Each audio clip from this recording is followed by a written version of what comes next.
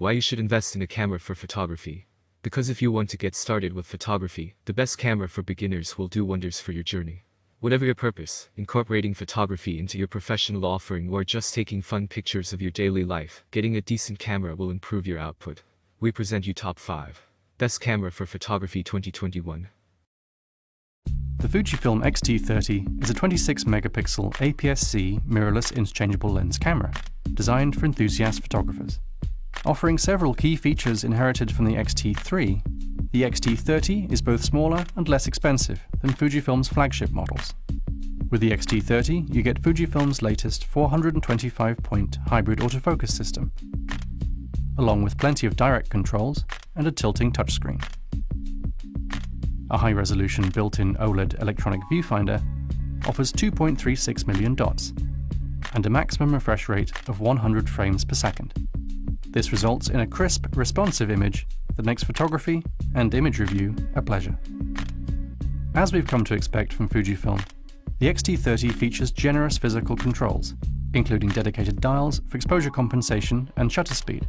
A simple auto toggle allows photographers to quickly switch between manual and fully automatic shooting modes.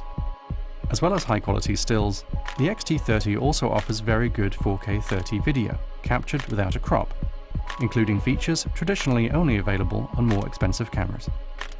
For more information on the Fujifilm X-T30, visit dpreview.com. Here's what you need to know to get started with the Nikon D3400. The D3400 is usually packaged with an 18 to 55mm f3.5 to 5.6 kit lens. For more versatility, the 18 to 140mm f3.5 to 5.6 offers a wider zoom range. If you're only going to buy one additional lens, we'd recommend the 35mm f1.8. It's small, sharp, and great for shooting in low light. Our preference for a memory card is a UHS-1 type Class 3 SD card with at least 32 GB of storage. We'd also recommend adding an extra battery to your kit. The addition of a more powerful flash, like the Speedlight SP300AF, will provide more versatility for low light and social photography. If you're a beginner, select Guide Mode. This will show you the best settings to use for your shot, which allows you to learn without getting into technical details. Effects Mode allows you to apply 10 different filters to stills and video. To get the most out of the D3400's 24-megapixel sensor, we'd recommend shooting in RAW mode and adjust the images using Nikon's bundled Capture NXD software. For more advanced photographers, the PASM exposure modes will let you take full control of the D3400, including its 11-point autofocus system. Switch to continuous autofocus mode if you want to shoot moving subjects. The D3400 shoots HD video at up to 60p. The built-in SnapBridge feature will wirelessly connect your camera to your mobile device for photo sharing. For more in-depth information about the Nikon D3400, including a deep dive into all its key features, head to dpreview.com. Here's what you need to know to get started with the Nikon D5600. The D5600 is usually packaged with an 18 to 55mm f3.5 to 5.6 kit lens. For greater versatility, the 18 to 140mm f3.5 to 5.6 offers a wider zoom range. If you're just going to buy one additional lens for your D5600, we'd recommend the 35mm f1.8. It's small, sharp, and great for shooting in low light. To get started, we recommend a UHS-1 type Class 3 memory card with at least 64 GB of storage. We also recommend adding an extra battery to your kit. If you're a beginner, the green auto mode will take care of the shooting settings, letting you focus on composition. But to get the most out of the D5600's 24-megapixel sensor, we recommend shooting in RAW mode and adjusting the images using Nikon's bundled Capture NXD software. For more advanced photographers, the PASM exposure modes will let you take full control over the D5600, including its versatile 39-point autofocus system. Switch to autofocus C if you want to shoot moving subjects.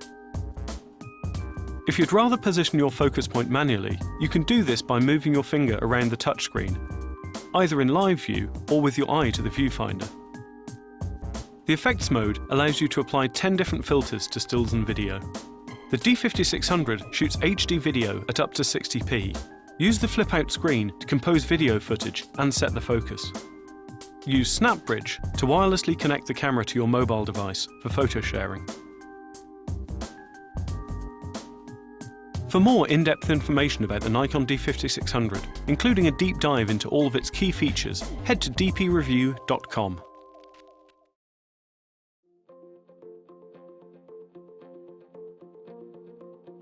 This is the Canon EOS 6D Mark II, a follow-up to the original 6D from 2012. It sports a new 26.2 megapixel sensor and sits below the Canon 5D Mark IV as a full-frame option for advanced amateurs. Many of its key features closely align with the APS-C 80D, like the camera's 45-point autofocus system, which is far more capable than the 11-point AF system of its predecessor, though the coverage is still concentrated to the center of the frame.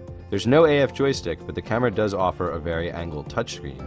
It can be used to select a point of focus in live view, and Canon's dual pixel AF is an effective way to track subjects in stills or video mode. HD video is available at up to 60 frames per second, and the body includes a microphone input, though no headphone jack. In live view, using dual pixel AF, it can shoot up to 3.5 frames per second. Through the viewfinder, it maxes out at 6.5 frames per second.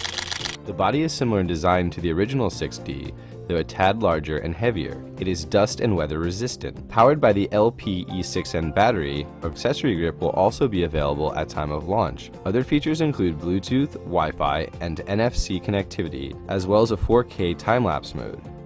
For more on the Canon EOS 6D Mark II, head to dpreview.com.